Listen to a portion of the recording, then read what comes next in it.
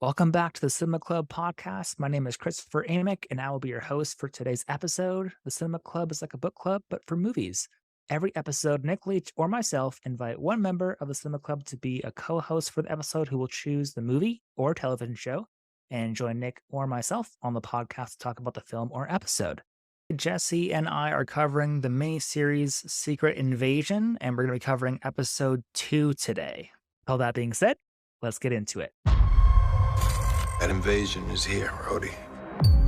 And we can't even tell who the invaders are.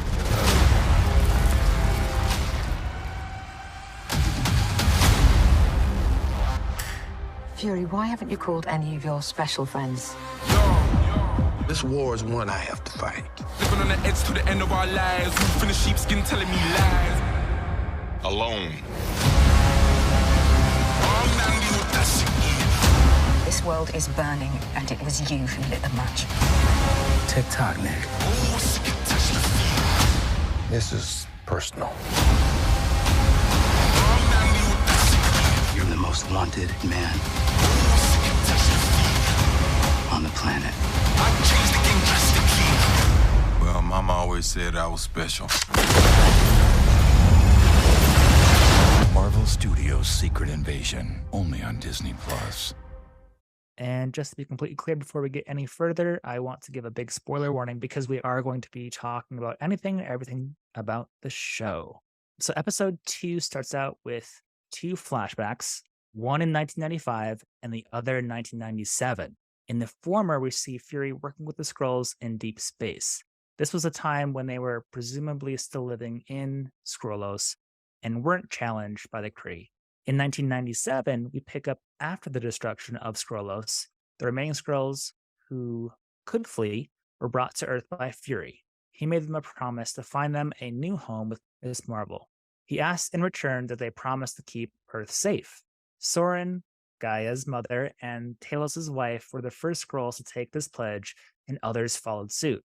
We also learned this was when Fury was first introduced to Gravik, who lost both of his parents in the last stand against the Kree. He escaped and manned a ship all by himself to arrive at Earth. So this is interesting because you and I talked about this kind of driving factor about the Skrulls being a little dependent / upset with Nick Fury.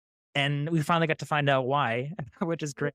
And it's because he personally promised to help them in the beginning of this episode in 95. It's obviously been a while. So I'm really glad that at least we got that answer right away in episode 2. Yep, I'm glad I did eat my words. Literally, all of the podcasts last time, everything was addressed this time. And I was like, well, now I feel stupid, but got it. It answered everything. And yep, here we go. Yeah, here we go. And just kind of diving into this second episode in general. I know we obviously reviewed episode 1 last week, but I'm really glad that we at least got this answer right away because it was something that we needed to know because it was very confusing for us as we like why are they talked mad about at for him? 5 Why minutes. aren't they mad at Carol? Like, Yes. this is why. He literally said, you help me, I'll help you. Just kidding. I haven't helped you at all in the last 30 some years. Yes. And we know Nick Fury isn't perfect and he can be a little bit manipulative, but it seems like this series really wants to explore and kind of expose what he's capable of over the years, what he's done to get the job done, basically. Because he promises the Gathered Skrulls that they agree to his dangerous spy stuff. He and Carol Danvers will find them a new home. They're so grateful. They're traumatized and lost. And they're in a place where they're going to do just about anything to make him happy, which he's utilizing. And I've never really hated or disliked Nick Fury before, but I think the first 5 minutes of this episode really gives us as audience members more than enough reason to do so. Yep. Which again, was really interesting, I guess, because it's not like they're rewriting Nick Fury's character or anything from what we've seen previously.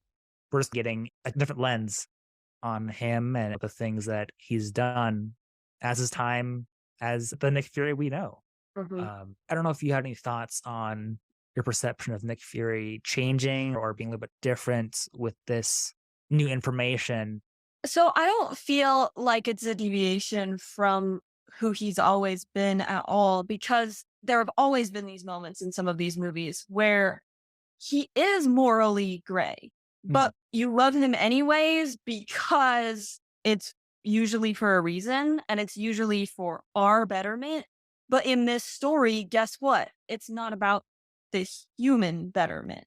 So we're seeing how he will protect us and do things for us at all costs. Because in Winter Soldier, for instance, and in even Avengers 1, Cap finds out that he's using the Tesseract to Oh, basically right. create Hydra weapons, just like Hydra was back in the 40s. And he's like, this is not what I signed up for. You were hiding this from us. Is this true?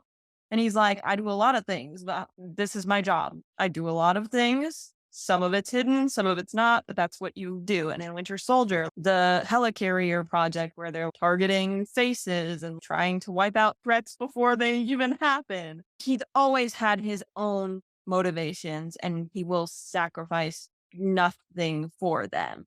So this all makes sense to me. It does stink to see it again and to see it a little closer to home, I feel, because all the other Yeah, ones yeah. felt far away and they did feel justified. This one's like, well, man, we do like Talos and we do feel for these scrolls. So, Fury, why gotta do them like that? Come on, man, I want to like you. But also at the same time, that promise was made right at the beginning of his career with Pegasus. Like, yeah, he'd already been working in the military and stuff before that, but this is right at the beginning of his career with S.H.I.E.L.D. So you do get distracted and things do happen in your job and you do have to shift priorities.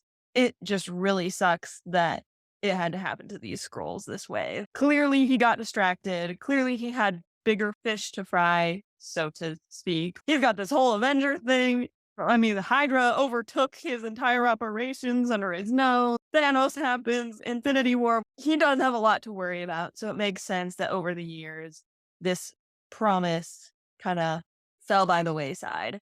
It does suck to see. I feel bad for them. Woof, woof. Yep. I think you bring up a really good point, though, Jesse, that Nick Fury is in the beginning of his career and he is very fresh to all of this. That isn't the factor I really considered actually when watching this. So I'm really glad you brought that up.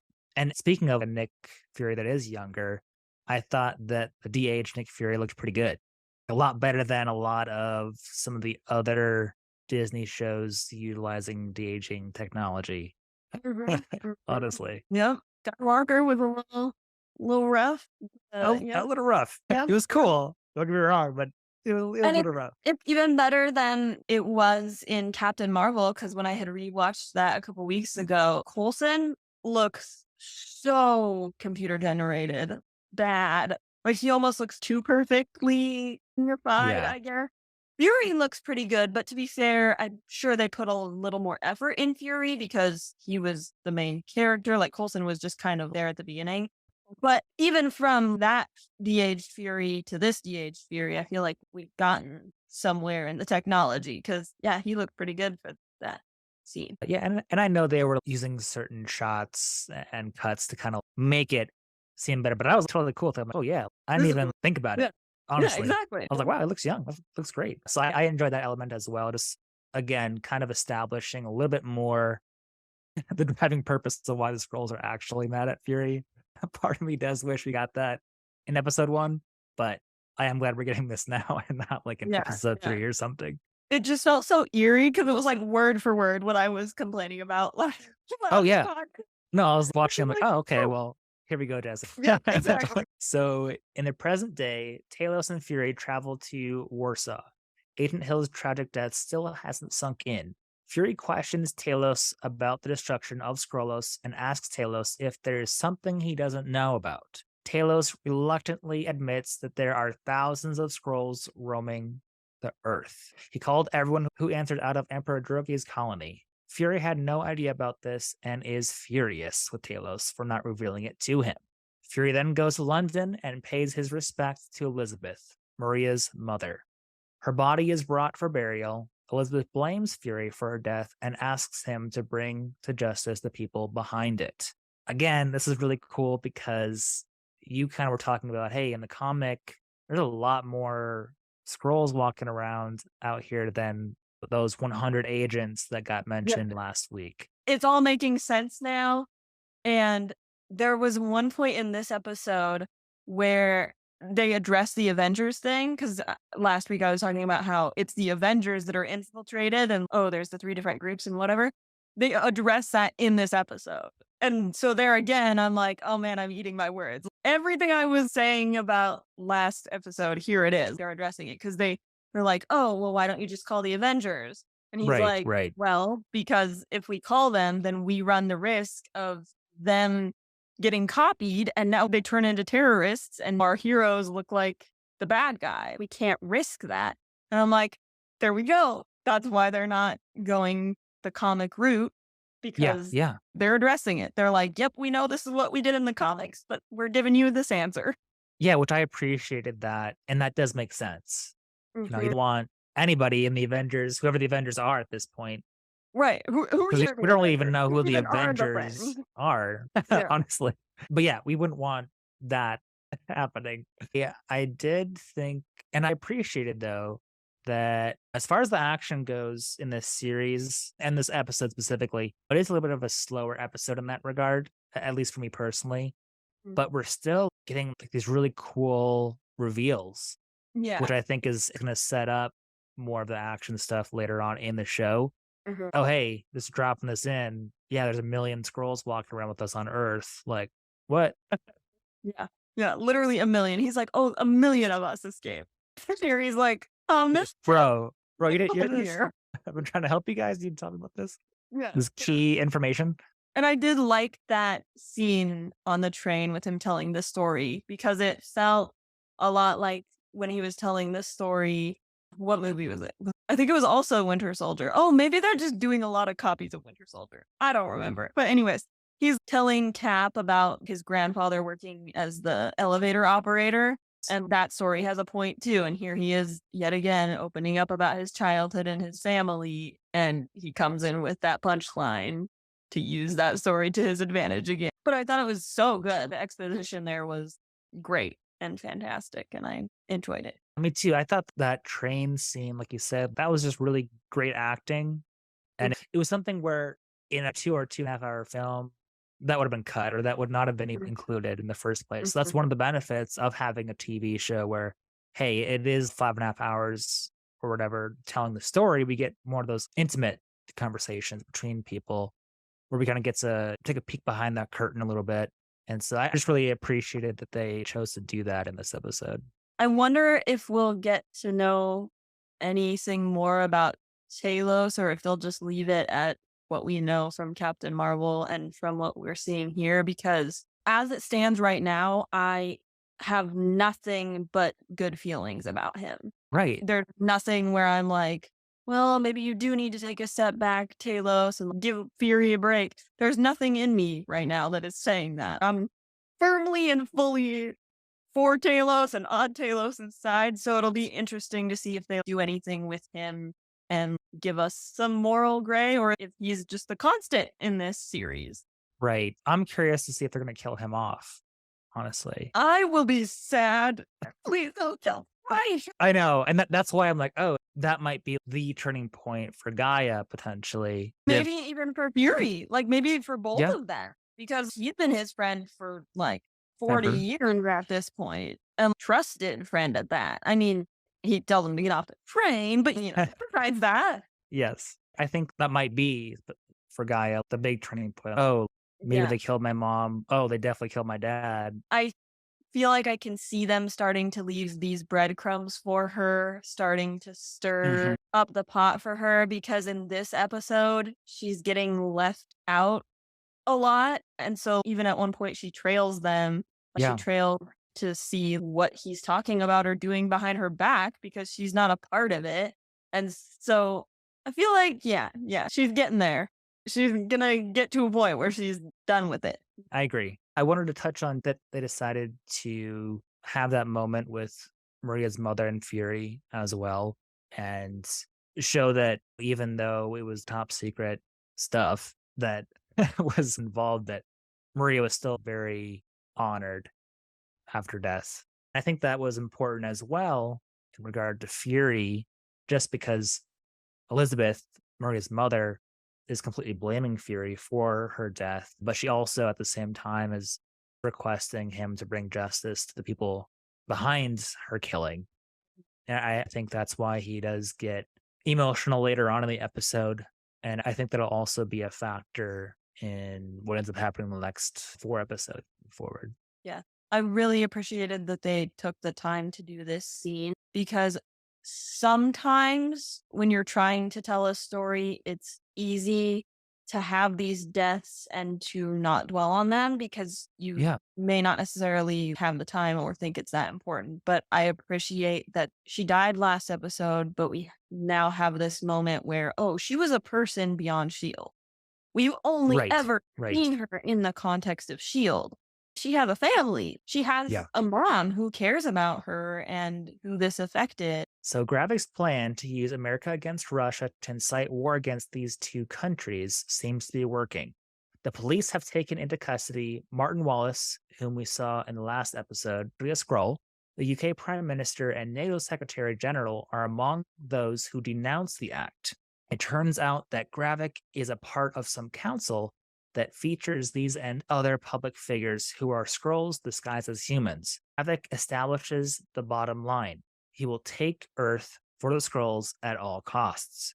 Fury failed in his promise, and this is them holding up their end of the bargain. The Prime Minister suggests they nominate Gravik as their wartime leader with total and unchecked powers. Everyone except Shirley submits to Gravik as the leader, and she is disbanded from the council. She informs Talos of the developments, who asks her to set up a meeting with Gravik, even if it means he will kill Talos when he sees him. 3rd strike and I'm out. This was my 3rd. Oh man, I wish they show leaders around the world being Skrulls. Here it is, right here. Literally all of episode 2 was just looking back at my podcast and laughing at me and saying, well, we've got you. But no, so it was so interesting to me in the newsreel where they have like all the different coverage of the Moscow bombing and stuff. One of the newscasters is then there in the round table. Yep.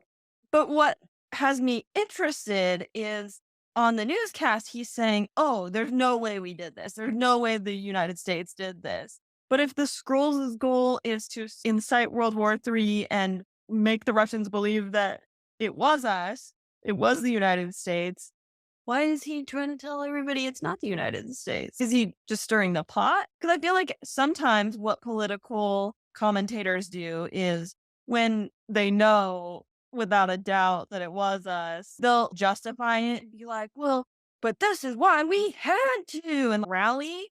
I feel like he could have done that. But I don't know.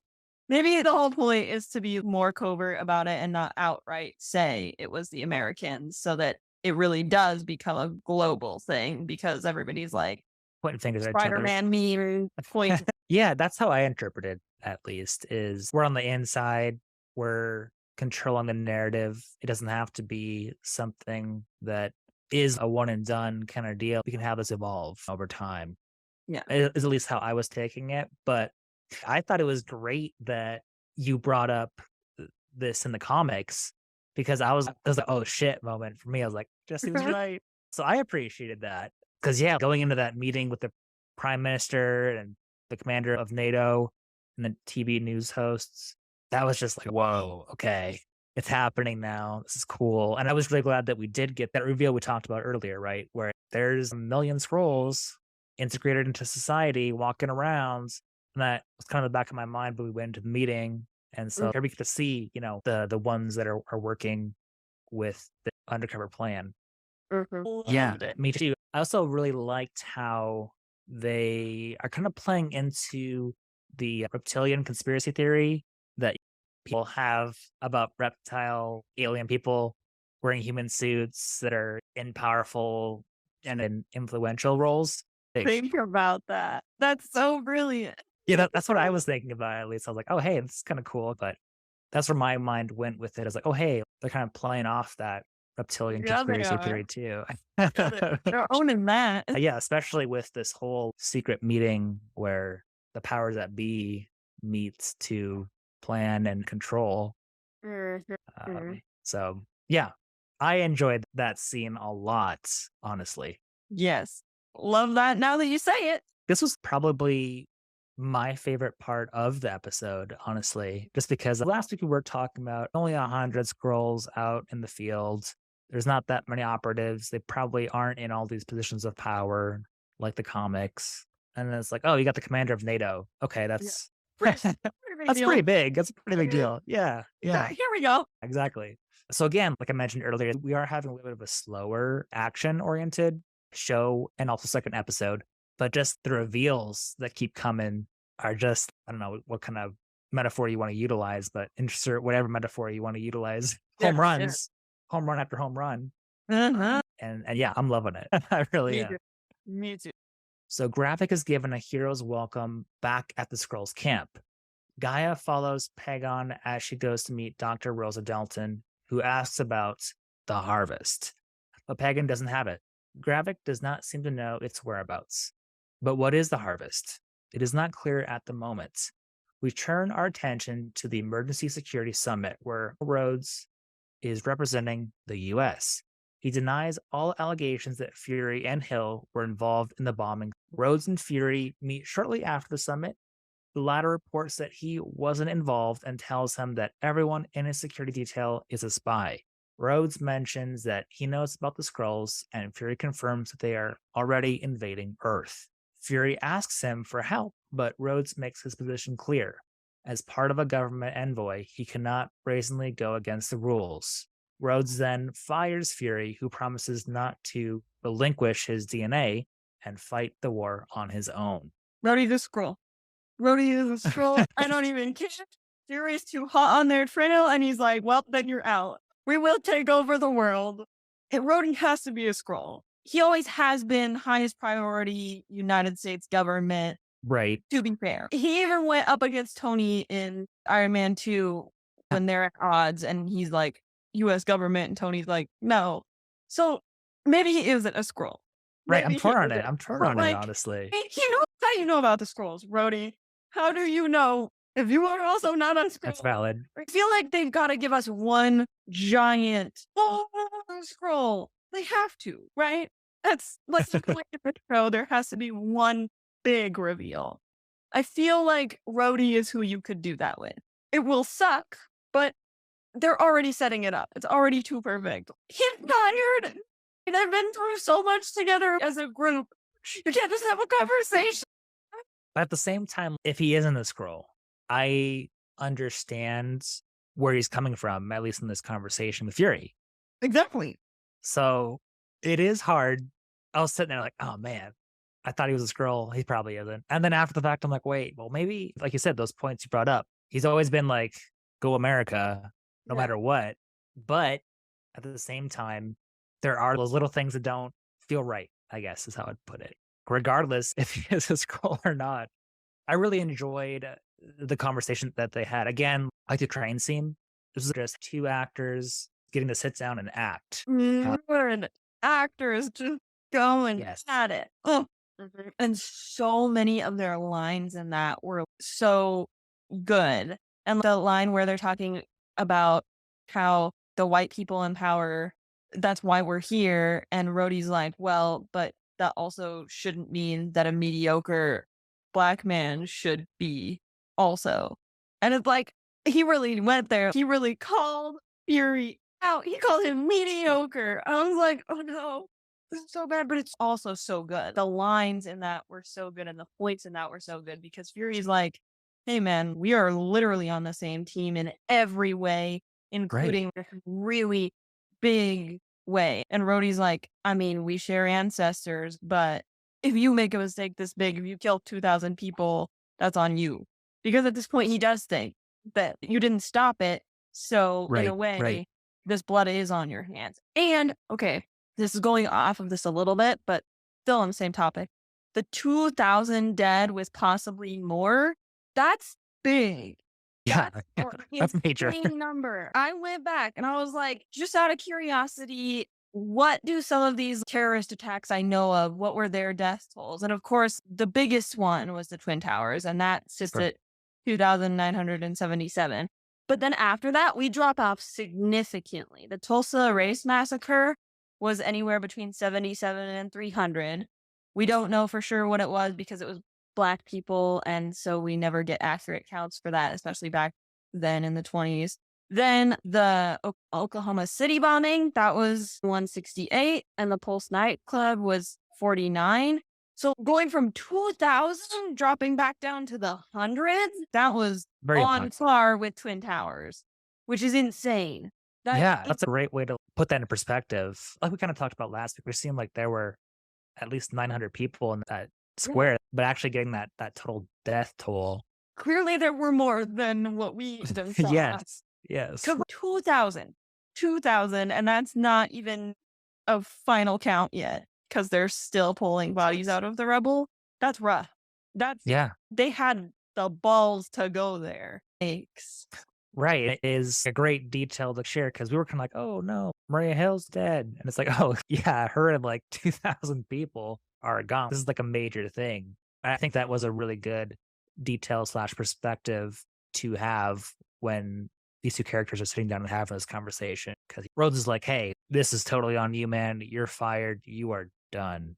I did think that the line where Fury says he's not going to relinquish his DNA, I didn't quite understand what he was saying there. Did you? I was like, what are they implying that? I don't know. That was one thing I also did not get. Okay. I was like, maybe I'm just dumb. Maybe he's referring to a Skrull taking over his DNA, and that's why he's going to fight the war on his own. If that was the only thing that came to my mind, it was just kind of thrown out there. So I was like, okay, I guess we have some context, but yeah, I'm just curious. Didn't get it either. Okay, cool. Okay. Sonia has gotten a hold of Wallace, who's actually Brogan, and interrogates him about the bombings. She tortures him into revealing that Gravik is building a machine that will elevate their powers. He also tells Sonia about the married couple, who he refers to as the Daltons, who are leading the science. In the meantime, Gravik has located where Brogan is being held, and Pagon leads a team to the spot. When Sonia hears the gunfire outside, she escapes through the hatch in the ground. The police show up at their safe house, which makes Gravik suspect Brogan revealed key details of their operations. He then executes Brogan midway on their drive in the woods. So many things. A lot went down here. So much. So, first of all, they've got the new recruit in the car with them. Yes. If you're trying to inspire people to your cause, I know. why would you then, in front of the new recruit, kill the guy? Like, wouldn't you want to be a little bit more sneaky about it? A little bit more secretive? Personally, I would not join a cause that just kills people when they get tortured and give a little too much away. Because the whole point, and I feel like the whole rallying cause for these Skrulls is a new life, right? Like, we want this Earth. We want to start a new life. But we're just straight up killing our own at this point. I was like, maybe they like him because of that. Like, he'll stop at nothing. Or maybe he's just getting a little bit more unhinged and desperate. And that's what that scene was showing us. Yeah. It just feels weird. I would not do that in front of a new recruit, personally. I had a similar thought process, but then I kind of ended up on, well, Gravik is also showcasing to the new recruit what happens if you F up. Fair. Because Gaia's even like, okay, well, is what it is. Yep. Even the soldier who takes him out of the car into the woods, he's like, oh, are we almost there? Oh. And he's like, oh, I got you, bro. I'm like, oh no. I did really like from a filming perspective how they shot it, where they had Gaia and they had Gravik in the car, and then you can barely decipher what's going on in the window. It's all blurred out behind Gravik. I thought that was a good way to still make it not so bloody, but also really feel what's kind of going on there. Yep. And this is kind of where we get all the action in this episode as well. I mean, I loved the whole fight sequence in that butcher shop where one guy gets hung on a meat hook. I was like, damn, okay, Disney. All right. Yeah, here we go. It was good. Yeah. And something that I've been realizing with at least episode 1 and 2 is that Sonia really stood out visually in both these episodes because of the clothing that she's wearing. I think in episode 1, she has this bright red pantsuit on, and in this, a burgundy jacket, I think, which I guess it kind of reminds me at least of in nature, we have those pretty colors that warn us of significant danger. And that's kind of, I think, being tied or hinted at in her wardrobe. So I enjoy stuff like that anyway. So I wanted to bring that up. I 'Cause feel it's it's subliminal messaging a little bit. Yep. I And love choices, like these purposeful choices that they make. It's my jam. I love it. I eat it up. because I- the wardrobe as a whole is pretty drab. Like as far Mhm. as most of the other characters, what they're actually wearing, it's a lot of dark colors. And then you have Sonia's character, where she's a lot of color and a lot of brightness.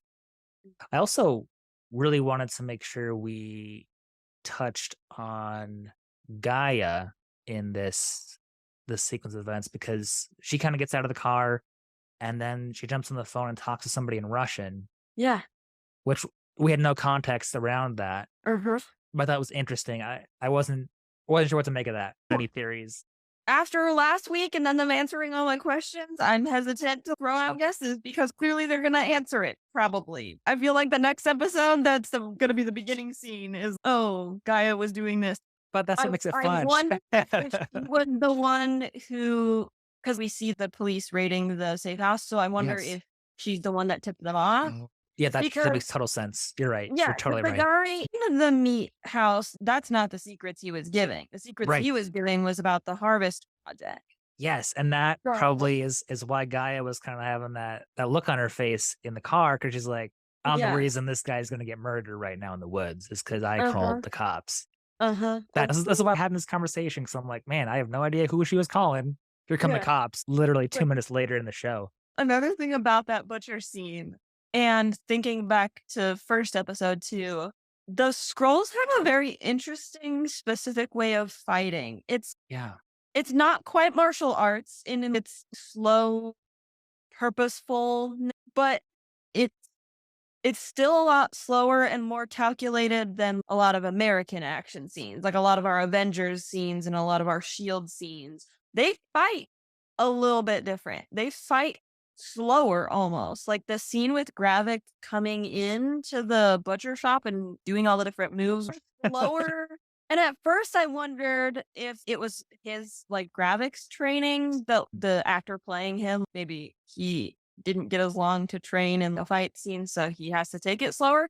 But no, when I'm thinking back to Talos fighting the guy who gave the bomb pieces, they also had a different way of fighting than the humans are shown to have.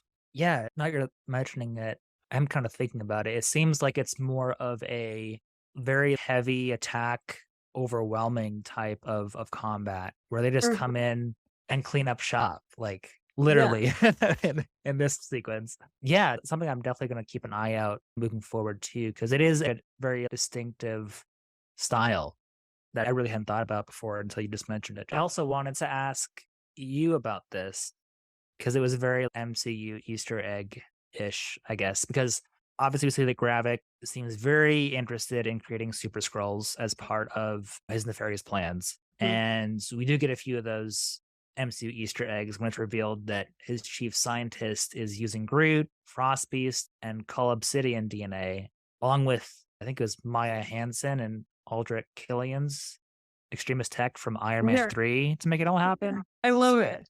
I love it. I'm also interested. I saw this wild theory that, oh, maybe this is how we get Fantastic Four, because some of the properties of these different elements Mhm. are similar to Fantastic Four. Like, oh, Cull Obsidian could be similar to The Thing, and Extremis could be similar to Human Torch, right? That'd be But- crazy. Yeah, it would be crazy. That'd be fun. I just love that they did this. I just love that we have these four completely different pieces of MCU history. Because I feel like Extremis is reaching pretty far back. Yeah. That's now come back in play. But I guess they did use a guy hopped up on Extremis.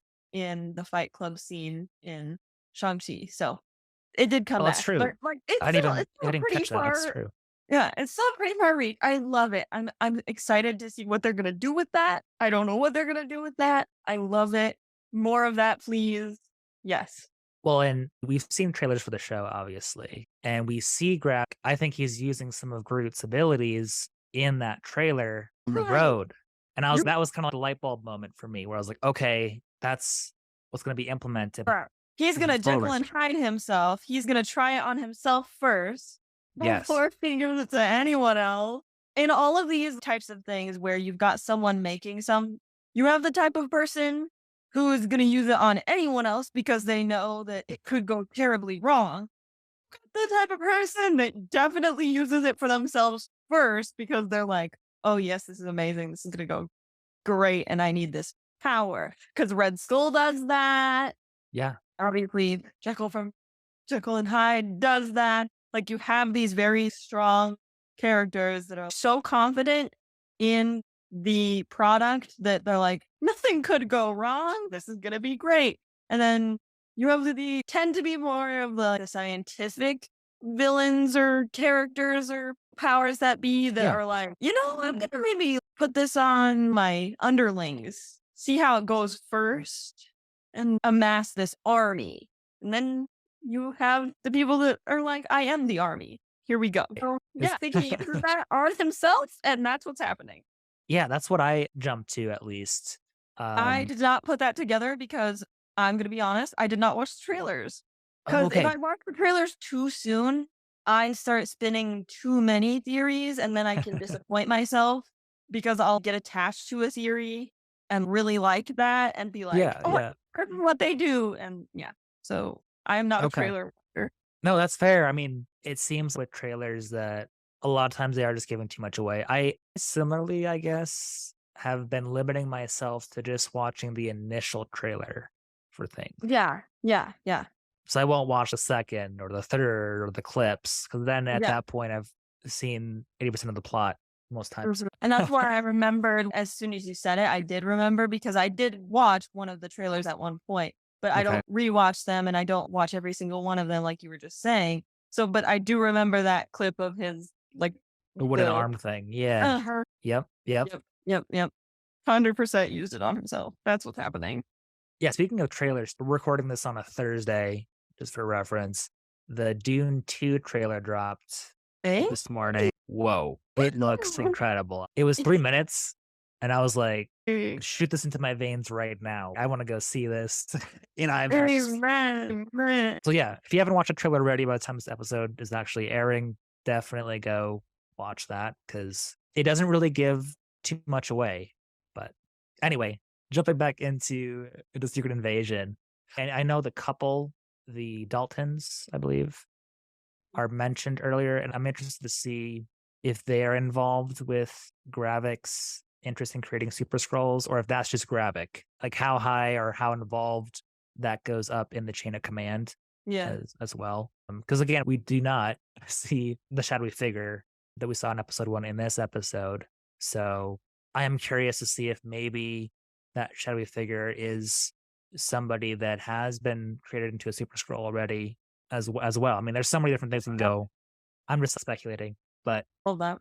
I really am excited for the show and where it's going so far. But just to kind of end things off here, in the final moments of this episode, you see Fury heading to a storage facility where he picks up a vehicle and he drives it into the countryside. We are then shown a house where a female Skrull is working in the kitchen. Fury walks in and meets the Skrull, now in human form. She asks him, "Aren't you forgetting something?" And Fury steps out of the kitchen, returning with a wedding ring, which he then puts on his finger before kissing her. And that is how we're introduced to Priscilla Fury, Nick's wife and possibly a Skrull agent. But on which side? Like, Wild. whoa. Wild. So normally I watch with my husband, right? But Okay. yesterday I watched it by myself early in the morning when he was unavailable. And I literally wanted to run out of the room because he's in a different room. I wanted to run out of the room and be like, that last scene. The last scene is going to blow your mind. Oh my goodness. I was not expecting that. That was not on my list of what could happen in the show? Not at all. So that's not in the comics. No, not that I am aware of. Okay. Because like you said, like Nick Fury's personal life just came out of left field and burst onto the scene. Yeah. And it kind of did redeem his character a little bit for me. Just because at the beginning of the episode, I was like, wow, this guy sucks. He's taking advantage of the Skrulls. And obviously being married to a Skrull is enough evidence, at least for me, that he's not hating that community. I don't know. Part of me is like, does Nick Fury know? That's what I'm wondering, because you was a Skrull. She was a Skrull in the scene before he comes inside. But then he comes inside and she turns human. Why does she turn human to see him if he knows? But she could also have been switching in case it wasn't him. So He seems so chill, just chopping those veggies or whatever. yeah, I don't know. yeah. I don't know. Why would she switch back into a human if he knows though? But it could have been a test. It could have been, oh, I have to make sure this is my husband and not some random person walking in. And then that's why she's like, oh, you're forgetting something. Because what if he was a Skrull? What if he was impersonating him? Then he wouldn't know that test. He wouldn't know, oh, I need to put my wedding ring back on, because that is something only he would know. Probably, maybe, I guess. I don't know. Does he know? Who knows? I mean, it was like a WTF moment for sure. Yeah. Because I would really like to know, since she has been married to him, I would imagine for a while, how she feels about Fury completely failing to find her people a new planet for the last 30 years. Yeah. So I'm really interested to find out more about their relationship as a whole, hopefully next week. Also, it put total new meaning on the scene in Winter Soldier where Fury is in Cap's apartment when he comes home. And he's like, oh, my wife kicked me out. I legit thought that was just him making conversation for people who were listening, because he was in that scene. He was like, we need to not say anything real. So I was like, oh, this is the fake thing he's saying. But who knows? Maybe his wife was very much part of his life at that point, even. Who knows? Right. And I'm like, what's this guy doing up on Saber when his wife's down here? Was she with him up there? Was she down here the whole time, chilling by herself? Right. I have so many questions after this ending. Again, even though this was a much slower, action-oriented episode, just the drops of information that came in, loved it. Absolutely love this episode. I think that episode 1 and 2 have really built a really good base for the rest of the 4 episodes to take off of. I know, at least from what I'm kind of remembering, is that with a lot of the 6-episode miniseries on Disney Plus, they have their hard-hitting episodes in episodes 3 and 5 usually. So I'm taking a guess that episode 3 is going to be a pretty impactful one. That'd be great. This one felt pretty impactful. Right. We're getting all the puzzle pieces. With you, I was very conflicted about this series because I am a little bit opposite of you. I'm not one that likes action as much as I like story. Or like, I feel this one's just going to be an espionage action flick, which is fine. Yeah. And I saw it was going to be very zoomed in, but episode 2, they already zoomed back out and answered literally everything. And I thought it was going to be this way, and it completely flipped it upside down. Turned it upside down, and now it's this way. And I'm here for this way. I am here. I'm loving You're it. like, dang, I committed to talking about this TV show for 6 weeks, and I'm not digging it. Oh, wait. Okay. Maybe it's not so bad. Maybe it's going to be fun after all. I knew it was going to be fun anyways. It's great to have this kind of show where it really lends itself to, whoa, what the hell just happened? Like multiple times within a 50-minute episode. Wild. And it just has that much in that amount of space. Right. And what I'm appreciating is that a lot of the Marvel shows feel very encapsulated and that they aren't really impacting the MCU as a whole. And just in 2 episodes, we've already had some pretty big impacts to the MCU already, with deaths of characters, personal lives of characters. Thank goodness. This is what I've been waiting for all phase 4 and into phase 5. Thank goodness. Thank you. Thank you, Secret Invasion. Here we go. Like, this is what I've been waiting for. Thank you. Yeah, I agree. And I think it's going to make me want to watch the Marvels Yeah. that comes out later this year. Because prior to this show, I've kind of been like, do I need to go see this one in the theater? I loved Miss Marvel. I thought she was adorable. Oh, me too. I love that she was just some random fangirl that now gets to be the superhero. Like, let that happen to me.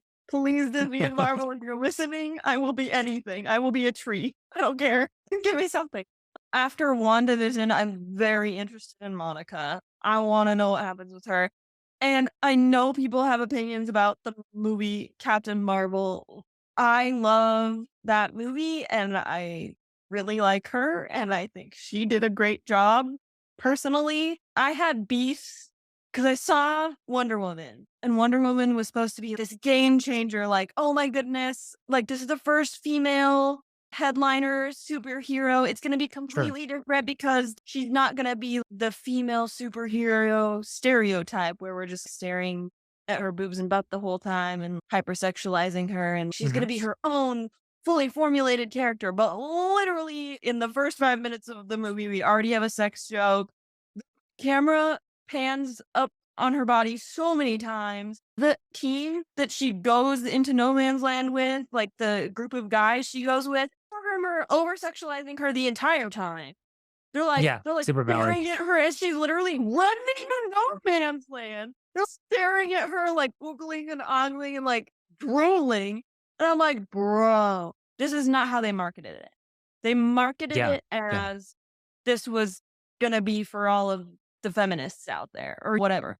I don't even consider myself a feminist. I mean, I do, but not in the sense that like, I think, oh, down with all men. I think any ideology people can take a little too far.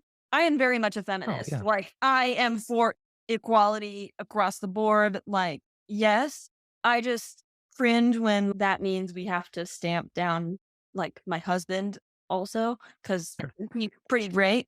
But then Captain Marvel comes out and it didn't even try to be what people were saying Wonder Woman was. Like that was not in its market whatsoever. And guess what? It was. They didn't hypersexualize her at all. There was not a single comment about her looks in the entire film. We did not get any focus on her body in a camera angle. Well, like it did justice to a female superhero in that her identity was not a female superhero. She was a superhero. It wasn't sexualizing a hero, just in general. Everybody's like, oh, but she was so serious. She's cracking jokes that entire movie. I am sorry. Like, yeah, she's serious when she needs to be, when she's kicking ass. Like, who doesn't need to be serious when you're doing that? And it's a literal matter of life and death, not only for you, but for an entire race of people. It's literally cracking jokes. And it seems like, at least in the trailer for the Marvels, they're going more into her character having more fun and being a little more loose, which I'm excited about seeing with the three main characters in that movie. But yeah, Secret Invasion, it's kind of setting at least me up as a viewer where we're going on this journey with Nick Fury, and I want to see how this plays out. What happens next? How does Fury get back up on Saber? He looks pretty cleaned up in the Marvels trailer, so I'm guessing this takes place after Old Man Fury is back. And not to spiral too much off topic, but Hey, do it. I'm a little sus that maybe Fury isn't as decrepit as he's been putting on. Like maybe he doesn't actually have a limp. Maybe he's just kind of letting his beard go to seem a little weaker. And maybe in the show later on, he's going to pop up and be just fine. Although he did run out of that firing and had to sit on the bench and take a breather. That could have been an emotional breather, to be fair. That's true. Like that could have An been anxiety thing. Yeah. Well, and they may not do this, but it would be cool if this whole time everybody's like, oh man, like you were always 3 steps ahead and you can't see what's in front of you now. And like, it would be really cool if he actually was 3 steps ahead of literally this entire series. And this whole thing was a facade to make them think he's not a threat. And then he comes in all guns blazing. Like he did this all on purpose. That'd be cool. I don't know if they're gonna do that, but that'd be nice. Yeah, because like we kind of talked about, if Rhodes is a Skrull, big if, I know. Right, big if. But that would totally then make sense why Fury is putting on a facade, why he may be pretending to not know his wife is a Skrull, like all these things, right? If all that lines up. Right. A lot of ifs, but it definitely makes you think. It makes me excited for what's to come in the show. And that's what I really love about you and I jumping on here every week and breaking down the episode and speculating. It is just so much fun. I love it. Love it. Oh, yeah. I'm having a blast with this. Dreamer. With that being said, that should wrap up this week's episode of Secret Invasion. If you haven't already, go ahead and join us on the Cinema Club Facebook group at facebook.com/groups/the Cinema Club TCC. And also listen to us on iTunes, Spotify, Stitcher, Google Play, and anywhere else to get your podcasts, which now, after talking with Nick this week, is going to include YouTube. So you can always find the podcast there on YouTube as well. But if you are interested in joining Nick or myself on the podcast, feel free to now email us at thecinemaclubtcc@gmail.com. And we are completely supported by you, our listeners. So if you are loving the show and if you are feeling generous, please consider clicking the support button on our website. You can check that out at podcasters.spotify.com/pod/show/the Cinema Club. Thanks so much. And we will see you all on the next episode of Secret Invasion next week. Have a good holiday week, everyone.